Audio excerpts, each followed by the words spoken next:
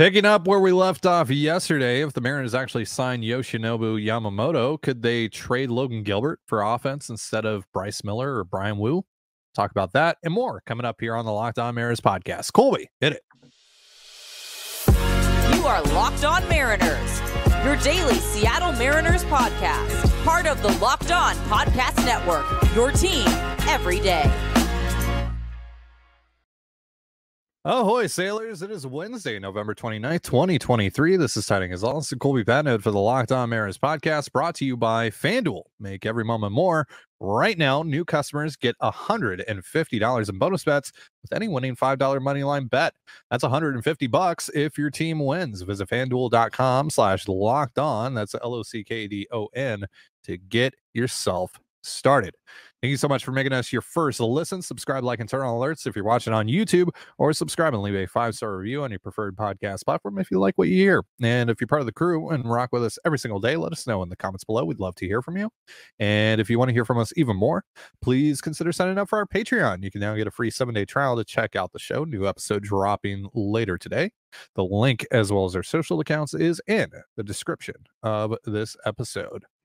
So, on the show today, we're going to follow up our Yoshinobu Yamamoto discussion from yesterday's episode with an interesting hypothetical in the event the Mariners do sign him. We're also going to talk about Rays third baseman Isaac Paredes as a fit for the Mariners. Jeff Passan mentioned him as a possibility in an article on ESPN Plus a couple of days ago. And we're also going to talk about Ty France and Driveline, because I know Colby's very, very, very excited to talk about that. Very excited to talk about Driveline and how that's going to fix Ty France, of course. We're going to start here, though. We're going to pick up where we left off with our Yamamoto discussion from yesterday. And we're going to talk about something that I wanted us to talk about yesterday, but we just didn't have the time to go over. We touched upon the general idea towards the end of the show yesterday that, you know, what does signing Yamamoto do for you? How does that impact the rest of your offseason? How does that impact how you approach the rest of your heavy lifting this offseason? And the most obvious answer, right, is that you would end up trading, Bryce Miller or Brian Wu for the bat or bats that you need, and address your offensive needs that way. But we didn't mention the possibility of trading Logan Gilbert. We talked about Gilbert in the context of, he's probably the fourth best pitcher in a rotation that features Yamamoto. But yeah, what if you just traded Logan Gilbert to try and maximize the return, to maximize the bat or bats that you get back in a deal? Because I mean, there's no denying that Logan Gilbert is far more valuable than Bryce Miller and Brian Wu are, right? Because we're talking about an established, I've already talked about at length over the last few weeks about how valuable young, controllable starting pitching is from the perspective of Wu and Miller. But Gilbert's a whole nother animal because he's also affordable, controllable, and he's an established top 20, top 30 pitcher in all of baseball. We don't really see anyone like Logan Gilbert with that kind of club control traded ever. So, Colby, do you think there's a fit out there for Gilbert? Because let's just pretend here for a second that the Mariners do sign Yamamoto, that they have signed Yamamoto. Are you open to the possibility of trading Gilbert, or is the potential of having one of the greatest rotations we've seen in a long time just too good for you to pass up on? Yeah. I'm certainly willing to listen on Gilbert, but really only if I sign Yamamoto. Like, if they miss Yamamoto and they sign Snell, I'm not interested in trading Logan Gilbert. Like, Yamamoto is the only guy for me that puts Gilbert legitimately on the block, because what do you trade him for? Like, there's no comp for Logan Gilbert, none that we can find. An established all-star quality pitcher who has Cy Young upside with 4 years of club control, who's still in his mid-20s and he's just starting to make money right now. Guy doesn't really exist. I mean, I guess the closest is Jose Quintana a few years ago. But he wasn't as good as Gilbert when he was traded. He didn't have the upside of Gilbert either. So even that deal doesn't make a lot of sense. And again, if you're the Mariners, you're not interested in trading Gilbert for top prospects. You're looking for major league impact right now. So go find that guy. Like maybe it's Luis Robert Jr., but okay, if it is, how does that help the White Sox when the White Sox would probably rather have Robert? So you kind of get into this range where like Gilbert is either way too valuable to trade him for. Bo Bichette is a guy who's been thrown around a lot lately. Like Gilbert's way more valuable than Bo Bichette. That's a non-starter. But is he, I think he's more valuable than somebody like Ozzie Albies, but is he as valuable as like Ronald Acuna Jr.? No. So there's a middle ground between like the 4-win players and the elite players, but those guys aren't available as often, in trade all that often. And it's still, you have to match up, with position and skill set and ballpark and all that stuff. So there's maybe 2 or 3 players that you could trade a 1-for-1 Logan Gilbert trade for. I just can't find out who they are. And if you're not doing a 2-for-1, you're not doing a 1-for-1, you have to pretty much nail the entire return. Like, are the Cardinals willing to go Paul Goldschmidt and Brendan Donovan and, Ryan Helsley? Because if they are, then we can talk. If they're not, like, I'm not giving you Logan Gilbert for Brendan Donovan straight up. No. So it's just one of those things where it's like, you have to find the team that has excess players that you want, who also are willing to pay that freight for Logan Gilbert.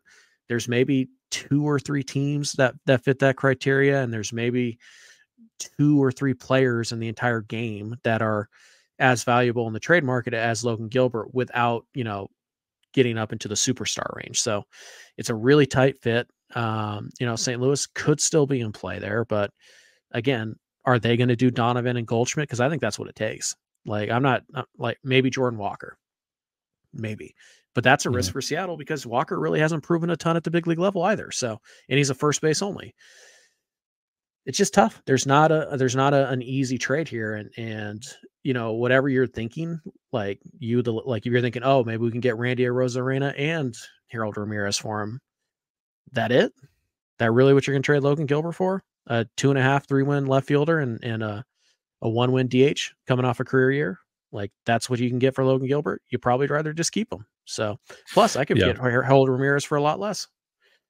So just find me the deal that makes any sense. And I'm listening, but like, I think Gilbert, because of his position, his age, his track record already, and his remaining upside plus club control, there's probably only a handful, maybe a dozen players that make any sense for a 1-for-1 swap of Logan Gilbert. Yeah, I just don't think that this particular market lines up well for a Gilbert trade. I just, like you, I don't see an obvious fit there because, like, again, he's probably not enough to get you Luis Robert. Definitely not enough to get you Ronald Acuna or anything like that. But I also don't want to trade him for the Randy Arozarenas of the world. And if the Rays are like, we're not going to trade you Randy for Bryce Miller plus, but we'll do it for Logan Gilbert, I'm probably out on Randy at that point. Like, because to me, Logan Gilbert, 4 years of Logan Gilbert at a much more premium position than a corner outfield spot. Like, it's a non-starter for me. Like, that's especially when I'm also sacrificing a year of club control in that regard with Randy, on top of the fact that he plays a less important position and is also not good defensively at that position. Right? Like, I mean, you want to talk Glass now, Arozarena, and something pretty good, we can have a conversation. But at that point, it doesn't make sense for the Rays. Like, right. So that's kind of the other aspect, right? Is like, would you trade for a player like Randy Arozarena if there is a mid-rotation starter at far less club control attached to him, like Glasnow, right? 1 year of Glasnow, 2 years. It's 2 years of Savali, I think. Yeah, 2 years. Yeah, so like 1 year of Glasnow or 2 years of Savali attached to 3 years of Arozarena. Would you do that? Probably not. Yeah, it's just there isn't a perfect fit. I do think that there will come a time where we legitimately have a discussion about trading Logan Gilbert. I just don't think this is the offseason. I think it's at the earliest next winter. I don't even foresee a scenario where it makes sense to trade him at the deadline this year. So I think at the earliest, it's next winter, and he's going to retain pretty much all of his value. Like, is he more valuable with 4 years of club control than 3? In theory, yes, but what if he takes another step forward? Yeah, because again, we're talking about an already established top 20, top 30 pitcher in all of baseball who hasn't missed a single start since he made his debut in May of 2021. All these years have kind of blended together. And he's gotten better every single year, every step of the way. And like this year, he adds the splitter, and that unlocks like a new dimension for him. What else is he going to be able to add to his game or refine in his game that takes him to another? Because I don't think we've seen the finished product of Logan Gilbert. I said this during our report card series. Like I'm very excited about the future of Logan Gilbert. I don't want to give that up, and I don't want to, because like, look, the Mariners need to get better offensively, absolutely, unequivocally, like have to, no excuses about that. But you can only be so desperate to add that offense, and like if the Rays are jingling the shiny keys in front of you, that is Randy Arozarena, but they're saying we want Logan Gilbert for that. I can't justify that. I can't justify it at all. I'm pretty sure I could get Harold Ramirez and Manny Margot from the Rays for a lot less, probably without Miller or Wu also, and I would rather do that than give up Gilbert just to get Randy. So all right, let's talk about a player that definitely the Mariners will not be trading Logan Gilbert for, Isaac Paredes, but maybe they'll trade Bryce Miller or Brian Wu. Oh God, yeah, I don't want to tempt fate here. Do not trade Logan Gilbert for Isaac Paredes. That's all I'm saying. Jerry, I know you watch. I know you're watching the show right now. I'm looking at you, pal. Don't trade him for Isaac Paredes. We're going to talk about Paredes in just a second. But first, a reminder, this episode of the Locked On Mariners podcast is brought to you by FanDuel. Score early this NFL season with FanDuel, America's #1 sportsbook. Right now, new customers get $150 in bonus bets with any winning $5 moneyline bet. That's $150 if your team wins. So if you've been thinking about joining FanDuel, there's no better time to get in on the action. The app is so easy to use, and there's a wide range of betting options, including spreads, player props, over-unders, and a whole lot more. And the Mariners might not be playing right now, but the Kraken and Seahawks are. So whether the action is on turf or on the ice, whether it's Jared McCann or Geno Smith, you can bet on it all with FanDuel. So visit FanDuel.com/lockedon. That's LOCKDON, and kick off the NFL season. FanDuel, official partner of the National Football League. And you're listening to the Locked On Mariners podcast. Thank you again for making us your first listen. And as a reminder, Locked On has launched the first ever national sports 24/7 streaming channel on YouTube. Locked On Sports Today is here for you 24/7, covering the top sports stories of the day with the local experts of Locked On, plus our national shows covering every league. Go to Locked On Sports Today on YouTube and subscribe to the first ever national sports 24/7 streaming channel, part of the Locked On Podcast Network, your team every day. And as we said yesterday, we are no longer doing the question of the day at the end of the show. We're now doing it here in the middle part of the show because we're doing premieres now on YouTube. We got a live chat going on. What's up, guys? So by the way, you in the comments right there, you're wrong. Right, sure. Unless you agreed with me, then you're right. So question of the day for you guys. We asked you guys yesterday about merch. Let's stick with the clothing theme here. Who has the best uniforms of all Seattle sports teams? So Seahawks, Mariners, specific. Kraken. Yeah, and if there's a specific uniform, like not just Seahawks like throwbacks that they're wearing tomorrow. Yeah. Good luck. Kraken away sweaters are fire. Mariners Sunday creams. Yeah. So steelheads unis. So and we'll throw the Sounders in there, we'll throw the Storm in there, we'll throw the Huskies in there, we'll throw them all in there. So just you want to throw the Sonics in there, that's fine too. Yeah, throw the last Sonics uniforms in there before they unfortunately were ripped away from us. Stolen. Yeah. So Jeff Passan, in an article on ESPN Plus a couple days ago, wrote about 10 interesting teams. I forget exactly what the premise of it was, but he wrote essentially what the ideal offseason move would be for these teams. And for the Rays, he mentioned a potential match there between Tampa and a team that just traded their third baseman as maybe a fit for Isaac Paredes. He said that the perfect move for the Mariners, or for the Rays rather, would be to trade Isaac Paredes to the Mariners for one of their pitchers. I would assume that's Miller or Wu. He did not name one of those guys, but I would assume that would be for Miller or Wu. Hopefully not Logan Gilbert, like I said. So Colby, there are a lot of people on Mariners Twitter and just on the Mariners fandom in general that I've seen that really like the idea of Isaac Paredes, but I don't think it's as much of a slam dunk as a lot of people do. And I think you're in agreement with me on that. So why is that? First of all, don't ever presume that I agree with you on anything. You do though. You do though. But in this particular case, yes, I do. Not that you would know. There we go. Just because there are some legitimate concerns about Paredes' batted ball profile, which also leads me to believe that the Mariners might not be all that interested in Isaac. He doesn't hit the ball hard, which is something the Mariners typically value. Now, they're kind of doing a course correction thing where last year all they cared about was average exit velo, and that's great, when you hit the ball consistently, and the Mariners didn't last year. So they're kind of doing this course correct thing, and in that regard, Paredes makes a lot of sense because he's 88th percentile in whiff rate. He was 74th percentile in strikeout rate, 72nd percentile in walk rate. He had a good year last year. Nobody is denying that. The issue is that his power is 100% pull power. He does not have opposite field power. Right-handed bats who hit a lot of fly balls, which Paredes does, tend not to play that well at T-Mobile Park, particularly early in the season. So you look at the spray chart where the home runs are; they're all to left field. None of them even get to left center field. They're all to left to. Okay, there's like 2 in left center field, but they're all to left. High fly ball guy. Doesn't make hard contact consistently, but he doesn't strike out relative to the rest of the league. He doesn't swing and miss, relative to just about everybody. And he drew walks last year. So, and he hit 31 home runs. At the end of the day, 31 is 31.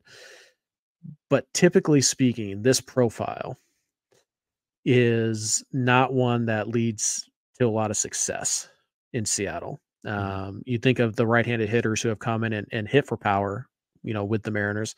Nelson Cruz, bit of a different animal, borderline Hall of Famer, just hit line drives that got out of the ballpark in a hurry. And, we saw Gino do it one year, his first year in Seattle. But his second year, there were a lot of fly balls to the warning track, particularly early in the year. So Paredes also not a guy with tremendous bat speed, which is a concern that the Mariners had with Gino Suarez. And it was a concern with enough people around the league that he went for far less than we assumed he would. Yep. But we know that there were scouts and, front offices who were legitimately concerned that Gino had fallen off a cliff and the bat speed was gone. And this is just who he was. So, right. Paredes kind of falls into that same boat where he doesn't hit the ball that hard. He's an extreme fly ball hitter, an extreme fly ball pull hitter whose bat speed is, questionable at best. There are some concerns here with Paredes. He's also a guy who's really only done this, once in his entire career. Now, it's his first year as like a full-time player. It's first year he's gotten 500 plate appearances, but is he going to repeat 31 home runs, particularly if you take him out of Tropicana, which is an indoor stadium, and you put him in Seattle early in the year? Is he going to repeat the 31 home runs? Is he going to repeat the 98 RBI? With his exit velos, with his ex-WOBA, with all the stats that say he's kind of ballpark dependent. I don't think so. I don't think he's that guy. So I could be wrong. He's only 24 years old, but bats typically don't get faster as you age. So unless you're JP Crawford. Yeah. I guess maybe Paredes should just go to Driveline and everything's fixed, but tease for the next segment. Yeah, sure. Yeah. But yeah, Paredes, like, you feel really good. He's going to walk. He's going to put the ball in play. He's not going to strike out. And there's power there. Like there's no denying that. he's just never hit the ball hard. He's never hit for, his contact number suggests that there's really not a 30 home run profile in there, but he did last year. Can he do it again? Sure. Could he do it again in Seattle? I have severe doubts about that. Yeah, if he's playing 81 of his games in Seattle, I'm concerned. So yeah, you pretty much summed up my thoughts on Paredes perfectly there. True Media is a great data platform. Not many people have access to it. We were fortunate enough to have access to the NFL version of it for a while when we were writing about the Seahawks over at SI. But not a lot of people have access to it. They should make that more accessible to the general public, in my opinion. But I'm fortunate enough to know someone that does have access to the MLB version of True Media, and they're one of the few platforms that actually track bat speed, and Paredes finished in the bottom 10th percentile of bat speed in baseball this past year. So obviously much younger than Gino, but streets are saying that big reason they traded Gino is because they believe the bat is cooked, right? Like bat speed went down. Right. They don't think that he's going to get that back. It's just, it would be weird for them to trade Gino because of bat speed issues, or at least partly because of bat speed issues, then make a relatively big trade. Because again, this is going to probably take Miller or Wu, and most likely Miller in this case, to get Paredes. It would just be weird to trade an asset like that for a guy that has bat speed issues. And you have no reason to really feel confident in being able to produce at T-Mobile Park, right? The way that you probably need him to. It's a lot tougher to hit the ball hard when you have a slow bat. And yeah, I'm still operating under the assumption the Mariners care about average exit velo and hard hit rate and all that stuff that they cared about last year. By the way, fun note on this, Ty, as I'm perusing this StatCast page. Yeah. With StatCast, they do a really cool thing where they will compare like your profile, your batted ball profile, to other players who had similar, batted ball profiles, and they'll just list them out like, hey, this batted ball profile is similar to this guy's in this year. Yeah, Paredes' batted ball profile this year. You want to know what their closest comp is? Is it Gino? No, it's worse. Is it Teo? It's 2022 Colton Wong. Oh, and keep in mind, Colton Wong was 30. Paredes is 24. So, oh no. Do you want to take another shot on Colton Wong? Like from the right side? You're becoming that guy in the YouTube comments. Oh, it's Colton Wong 2.0. Oh, I'm just saying it sticks out when like their similarity score. Their number one is 2022 Colton Wong. Yeah, that's I bought big. Like, I thought Colton Wong was going to be at least a league average bat. I mean, why wouldn't I? Yeah. And then he came to Seattle and now that's different.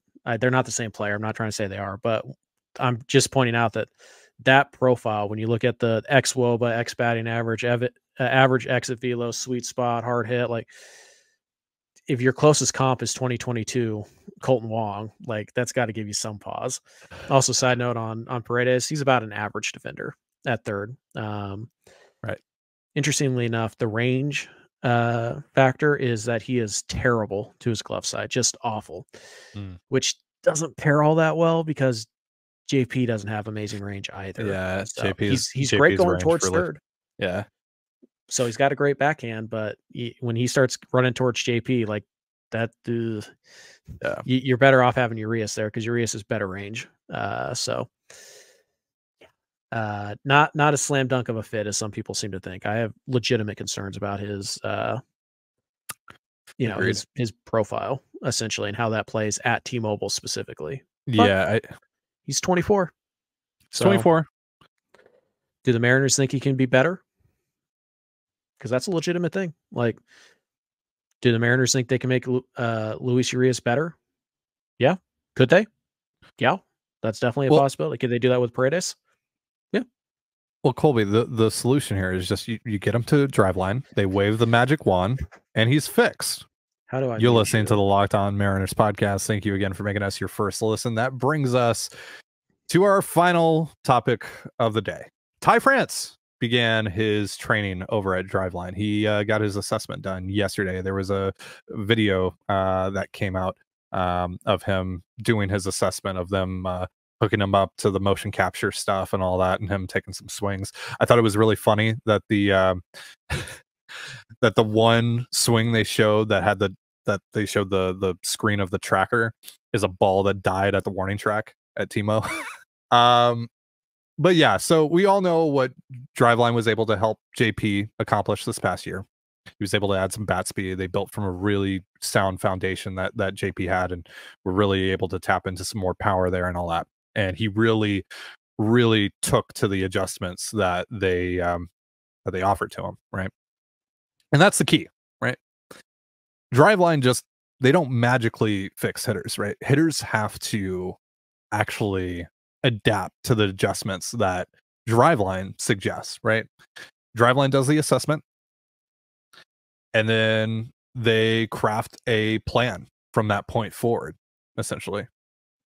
And so at that point, it's up to the player whether or not he, follows that plan, right? Or and he can execute it, or if he can execute it, and it's up to him to also carry that over into spring training, into the season, when he is away from Driveline, when he is with the organization, when he is under the impression of the organization, of the hitting strategists there and the hitting coaches there. So, yeah. So this is, I want to make it very clear.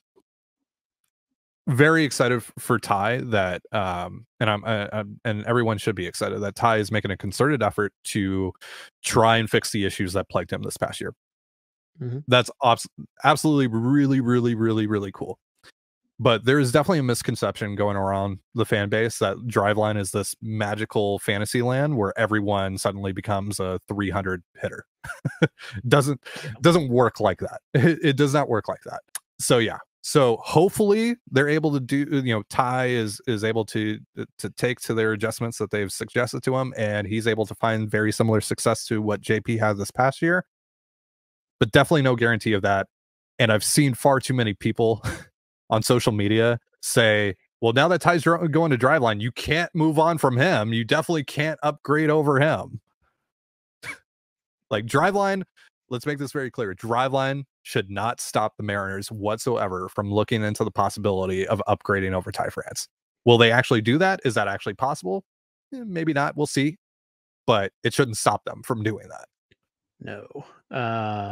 Folks at Driveline do great work. There's a reason why so many pros and high-end college athletes use them and trust them and go to them.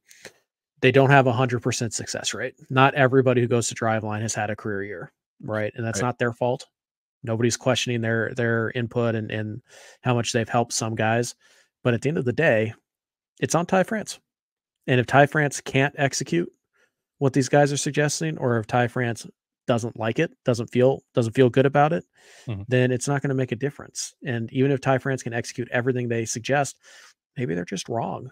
Maybe their idea is wrong for France, and he struggles again. So yeah, it's good that Ty's putting in the work. I don't think any of us ever doubted that he would, but obviously it's better that he's going, outside and he's trying to find, a solution to his problems, but he hasn't found it yet. He's attempting something. And until he hits like we know he can for a sustained period of time, we don't know if Driveline helped or not. We're not going to know in April. We're not going to know in May. We're probably looking at, Ty France being what he's been for most of his career, 270, 340, 450. If he's doing that and we're midway through June, even that, is that Driveline, or is that just Ty getting back to who he's pretty much always been? I don't know. So right. We'll see. We'll see how it goes. Obviously rooting for Ty. He's seems like a great dude, and a lot better than the Ty I have to talk to every day. So that's Fair. The key right there. If this He's much better at baseball than I am. If this doesn't work out for France, then he can replace Ty, and it'll still be Ty and Colby on Locked On Mariners, just a better one. Right. But right. Yeah. The only thing that I ask is that he still says "Ahoy, Sailors." Oh yeah. Oh yeah. He definitely seems like the guy who would. Oh yeah, he would. He would. Yeah, he would. 100%. I feel like he would show up on day one dressed like Jack Sparrow. So dedicated. But right. Yeah. By the way, great opportunity to say, Ty France, come on the show. Yeah. absolutely. Yeah, come on the show.